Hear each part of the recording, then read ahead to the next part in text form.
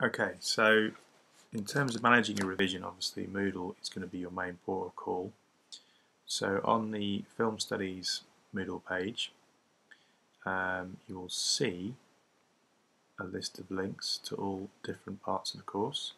And the Fresh Start Film page may look slightly different to this, but the same resources are on there. So you've got the course handbook, which gives an overview of what the course is all about. These two links here are to the coursework, which you've now completed, so you don't really need to worry too much about those for your revision. And then these three links relate to the three different parts of the exam. So there are three parts to FM2, Section A, Section B and Section C. Okay, we'll start off by looking at the exam paper. Okay, so the exam paper looks like this. This is from 2011. You'll notice it's a 2.5 hour paper, so it is quite a long paper. And you'll see the first section, Section A, producers and audiences, is basically a choice of two questions, either question 1 or question 2, and the question is based upon source material. I've actually changed it since last year, so instead of having 3 sources for each question, it's now only 2. The question will be based upon some aspect of the film industry, either to do with production or issues affecting audiences. And the sort of questions that might come up are to do with things like technology, the importance of technology in the film industry. You can see here's a question on stars. There might be a question about reviews, the importance of marketing, the importance of genre in terms of audiences make decisions about films and decisions that film studios make about commissioning films, etc.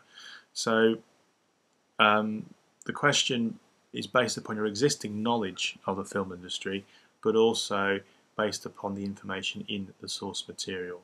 So for Section A,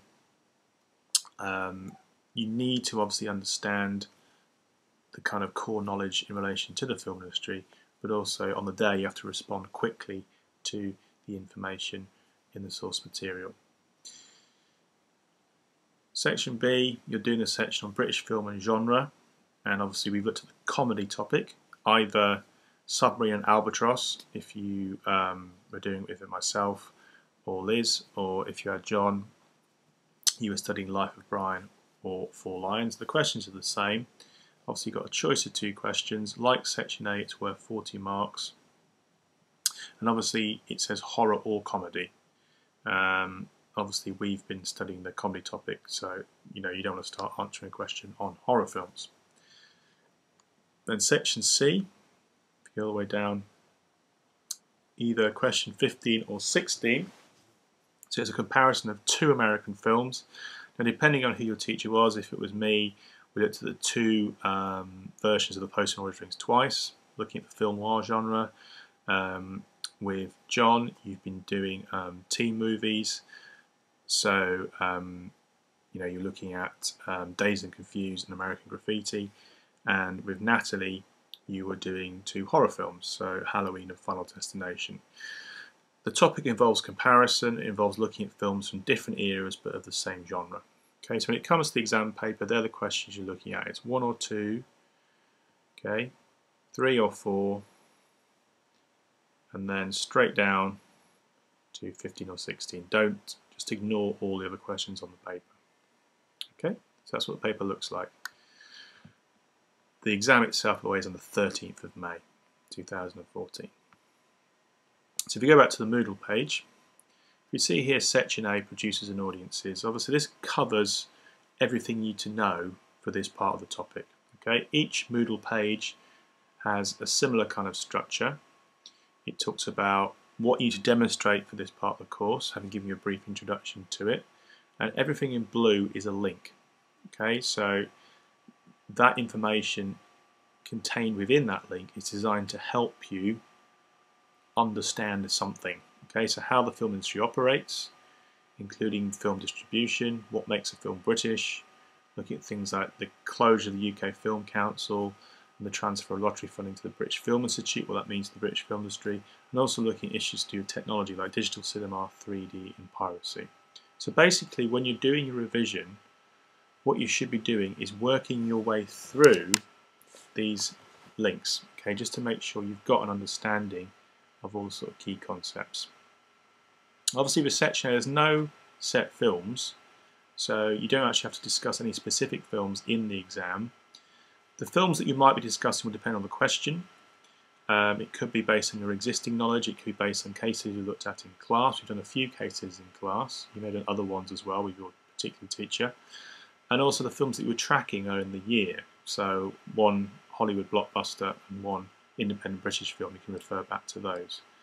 But really, common sense kind of applies for this section in terms of the films you refer to. But try and refer to films that are relatively current, rather than looking at films, say, 15 or 20 years ago. That's the basic rule.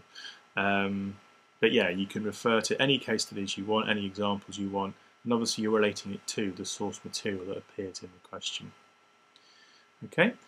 There's some examples of good work on here on all the pages, and also stretch and challenge materials. Now the key thing for Section A, where you should perhaps focus your revision, is on this area here, how the film industry operates. It's really important you've got a grasp of all the kind of key terminology in terms of what goes on in film production, distribution and exhibition. So on these pages, just taking a few minutes to load, there is an overview of what goes on in film production, distribution and also exhibition in both a kind of American blockbuster context, but also in a kind of independent context as well. Okay, so there's quite a few slides on here. I'll just try and scroll up, it's just a bit slow to load. And if you see on these pages here, you've got a glossary. So every term on this presentation is defined at the end. Okay, so terms like vertical and horizontal integration, what a conglomerate is, high concept filmmaking. These should be films that you're broadly familiar with, but obviously we looked at this earlier in the year, so it's important that you sort of refresh your knowledge. Okay, so it's a good idea as a revision strategy to sort of test yourself or get someone to test you on your understanding of these key terms. You might not need to refer to all of them in the exam. In fact, you definitely won't need to refer to all of them in the exam, but some of them you may want to refer to, or there may be terms that are actually used in the paper. Okay, so it's important that you kind of test yourself on understanding these key terms and concepts. Another good revision strategy for Section A is actually looking through examples of past papers. Okay, so there are links here to link here to another paper. So just have a go at sort of planning an answer. Obviously, you're going to be doing a full mock when you come back anyway, but perhaps for both of these questions, think about how you would answer the question and how you could use information from the source material, which is on the other link. Here, the resource pack is here, so that's the source material to support the argument you're making. Okay, so you will see for Section A questions here. How do independent films sometimes achieve success, and how far are new technologies changing the way audiences watch films? Look back over your notes, look back over the case studies we did, but also obviously for this part of the paper, look for the information in the source material. As I say, you don't have to do a full answer, but just plan out an answer. Think about how you'd actually answer the question, what your position would be. So in your introduction, what is your response to the question, and then think about what examples you bring in to support your answer. Okay, so that's Section A. Now, if we go back to the main page and look at Section B, so this is the commonly topic. So the format of each page is broadly similar. You've got what do I need to demonstrate, what films do I need to watch, what assignments do I need to complete, examples of good work, and some stretch and challenge links on here as well. Obviously, what you'll focus on in terms of your revision will depend upon which films you've done. So with me and Liz, it was Submarine and Albatross. You've got a link to resources there. And with John, it was Life of Brian and Four Lions. Now, in terms of what you need to know, obviously you need to know the films well. So the first thing to do for Section B is re-watch the films. Okay, so Submarine and Albatross, or Life of Brian and Four Lions. And also focus on the key scenes. if you go on to eStream, which you can access both in and outside of college, and there's a link here, you can actually find the films. So if you click on the film studies section, type in Submarine Albatross, 4 Lions, Life of Brian, they're all on there. And the films will be chaptered as well, identifying key scenes. But do rewatch all of the films. Okay, it's really important, the whole film. It's really important you've got a thorough understanding of the films you're going to be discussing in the exam. Okay, so that's the first thing you need to do. The second thing you should perhaps focus on, obviously all the information on here is useful, but is this resource here, how to approach this part of the exam. If you click on this link, you should find an overview of the sorts of questions that are going to come up in the exam. It divides it up into different sections. So these are sort of areas that tend to come up in the exam: genre, narrative, representation of gender, representation of Britain, representation of time and place, messages and values. And this resource goes through each of the questions. So read through the whole of this resource, and it goes through the different types of questions that could come up in the exam. So it gives you some examples to look at. And then again, like with section A, just plan out an answer to a couple of questions. So you perhaps pick out a couple of questions. So let's look at this one here. To what extent are the narratives of the films you've studied for this topic typical of their genre? And it gives you some generic advice about how to approach that question. Just have a look through that and then think about what your argument would be. Okay, so how typical are Submarine Albatross of their genre, for example, or are Life of Brian and 4 Lions typical of their genre? And then think about the key scenes you refer to support that argument. Again, just doing a plan rather than answering the whole question. If you feel more comfortable having an actual answering the question in time conditions to prepare you for the full mock after Easter, then that's fine, but you don't necessarily have to do that at this stage.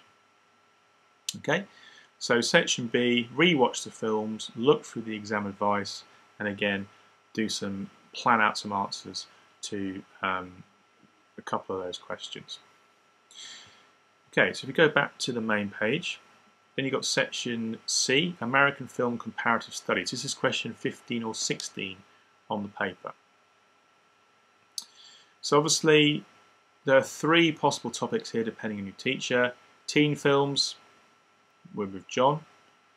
Film noir with me, the 2 versions of Postman Always Rings Twice.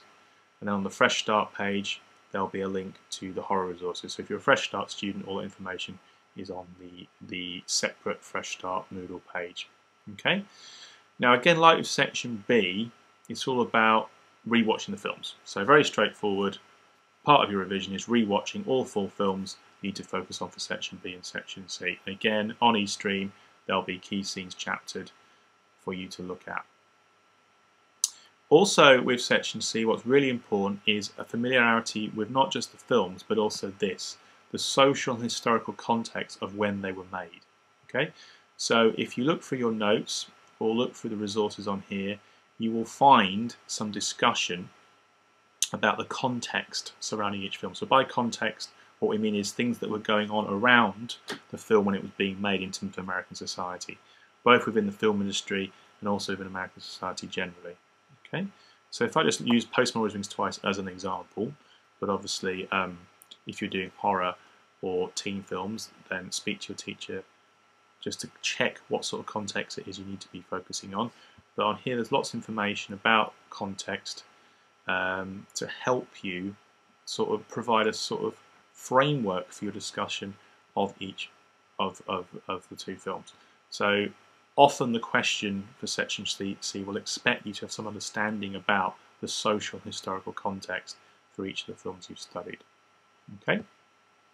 So again, if we look at the past paper, if I just go back here, go back to this 2011 paper,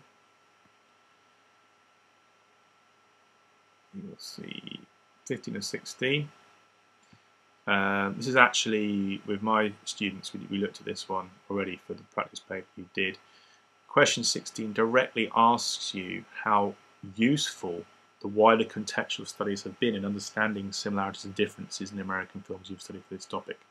Okay, so it's specifically focusing on context. But even for question 15, where you're asked to consider compare their messages and values. The messages and values, what the films are trying to say, will at least be partly influenced by the context of production. Okay, so it's really important that you don't just understand the films themselves for section C.